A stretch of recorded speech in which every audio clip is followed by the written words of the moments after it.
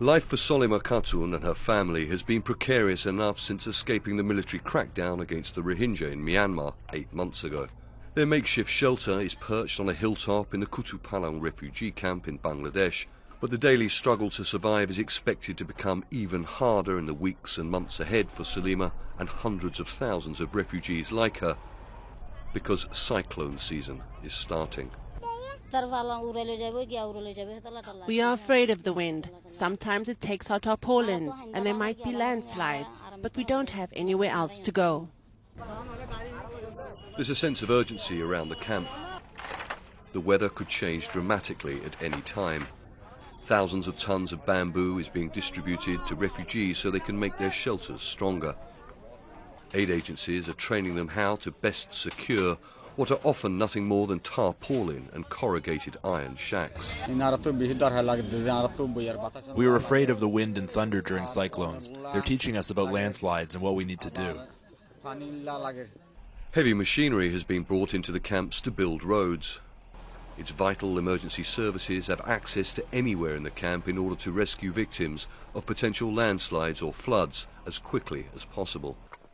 Men gather bricks to harden the road's surface, otherwise they will quickly turn to mud when heavy rain arrives. You can see how vulnerable and exposed these flimsy shelters are on these hillsides. Now, over the next 4 months, we're expecting a cyclone and a monsoon season, where winds can often reach up to 100 kilometres an hour, and there's going to be lashing rain, which means places like these are potentially highly vulnerable to landslides. Aid agencies here say around 200,000 people need to be moved to safer ground. The Bangladesh government has allocated a large area specifically to house refugees who need to be moved. Shelters, schools and health centres are due to be built here. Aid agencies say there are 25,000 people living in areas most vulnerable to landslides who need to be relocated immediately. They need to be moved to safer, flatter ground. That's what we're doing.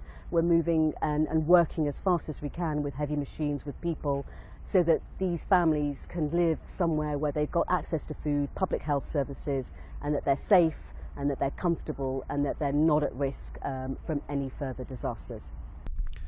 In the late afternoon, the weather suddenly changes for the worse.